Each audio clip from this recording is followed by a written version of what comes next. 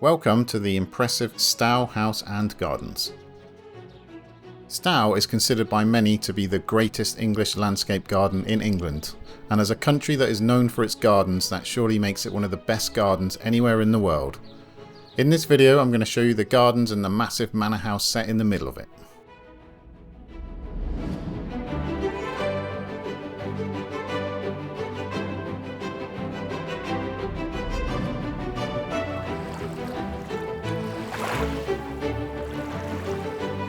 First up, a little history and context.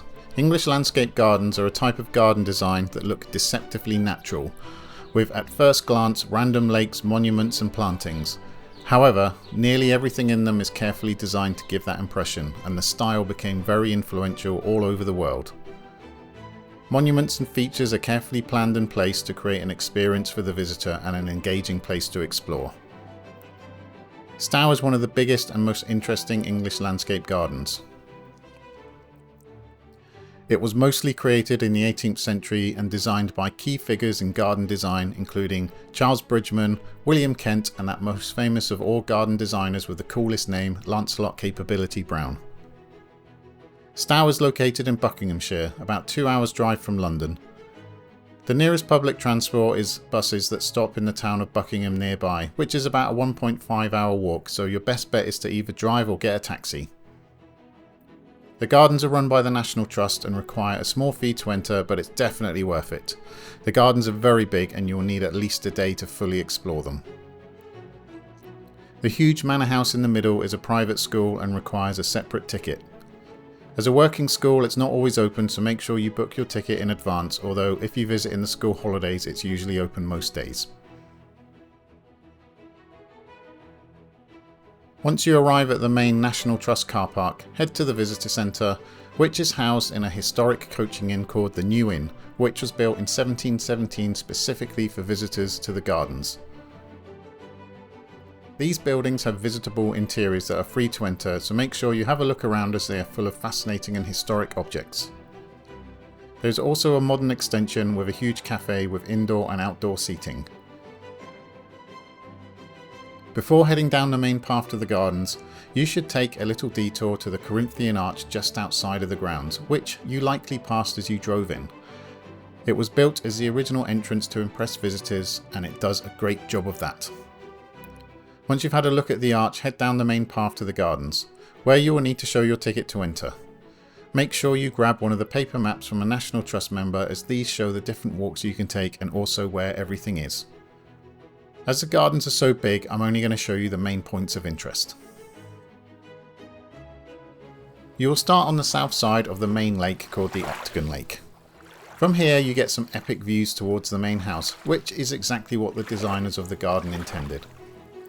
The entire garden is designed like an interconnected set of viewpoints. One leads to another, revealing new points of interest along the way to entice you to explore, but this first view is perhaps the most breathtaking. Following the south side of the lake you will reach the Temple of Venus, which is sometimes open with exhibitions inside. It's another location with nice views over the main lake and was William Kent's first creation at Stowe. From here you can follow the path around to a small wooded area where there are things for children to find, such as games and swings. Nearby is a Rotondo, which was designed by Sir John Vanbrugh, the architect behind two of England's most famous buildings, Blenheim Palace and Castle Howard. This little temple was built between 1720 and 1721 and contains a gilded statue of Venus, which is quite dazzling on a nice bright summer's day. From the Rotondo, it's a short stroll up to the main house. This is one of the largest and grandest manor houses in all of England and is more like a royal palace in its scale. Building started in 1677 and was built in phases over the following decades, and mostly finished by 1779. Various famous architects contributed, such as Vanbrugh, William Kent and Robert Adam.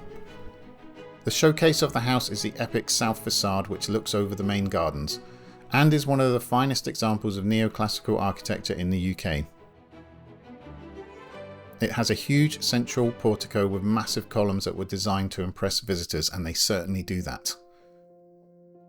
Just next to this portico is a small cafe and visitor centre for the house. If it's open, you absolutely should pay to go inside, as the building contains some truly epic interiors. The house was built for the Temple Grenville family. Over many decades they extended and improved it, filling it with art collections and treasures, eventually leading to their bankruptcy.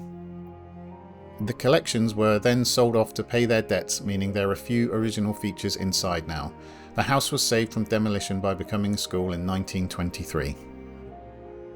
The first room inside contains a small exhibition about the history of the house, where you can learn all about the family and its troubles. After going through the exhibition, you enter the main part of the house, which still contains many grand rooms to admire. Here are some highlights, including the immense and extravagant marble saloon, surely one of the most impressive interiors in England.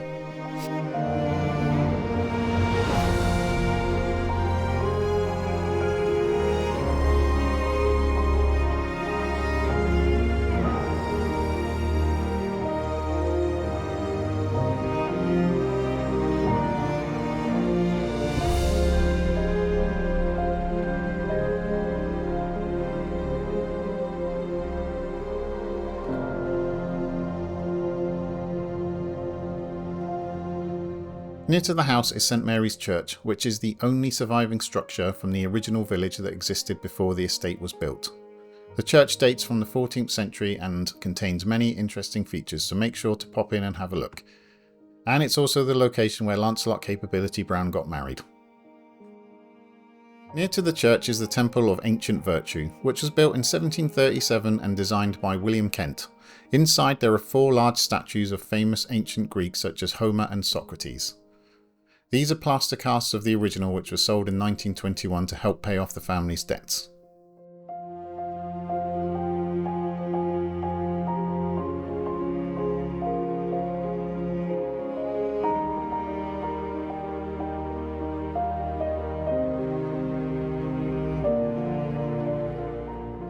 Another impressive Greek-inspired temple is just north of the house, the Temple of Concord and Victory, which is the largest monument in the gardens and is a full-size replica of an ancient Greek temple, and was built between 1747 to 1749. The interior was not open when we visited, but the building is impressive, and from its steps you get amazing views over the rest of the gardens, especially over the impressive Grecian Valley.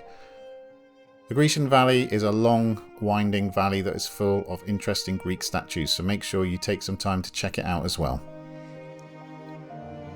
The Queen's Temple was built in 1724 and originally called the Ladies' Temple, as it was designed for Lady Cobham to entertain her lady guests. It was later remodeled in Greek style and was renamed the Queen's Temple after Queen Charlotte, who you will most likely know from the Bridgerton TV series. It was closed when we visited, but we could look through the windows and it looked to contain a very pleasant room to hang out in. In contrast to all the neoclassical buildings, there is the Gothic Temple, which was designed by James Gibbs in 1741. Not only is it built in a different style, it is also built from a different stone type to make it stand out even more. It is roughly triangular in shape and looks very impressive. I've read that the interiors are also quite impressive. But if you want to go inside, you will need to rent it as a holiday let. Yep, that's right, you can stay here, which sounds like a great idea for a future trip. Just down the hill from the Gothic Temple is the very famous Palladian Bridge, inspired by a design of the famous and influential Italian architect Andrea Palladio.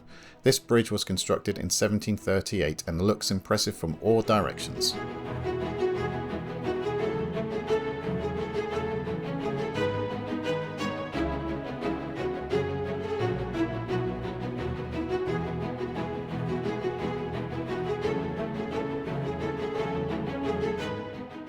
Near the bridge is the tiny Chinese house, which dates from 1738 and is thought to be the first building in England built in a Chinese style, which started a new trend in garden design, resulting in many English landscape gardens containing Chinese style buildings.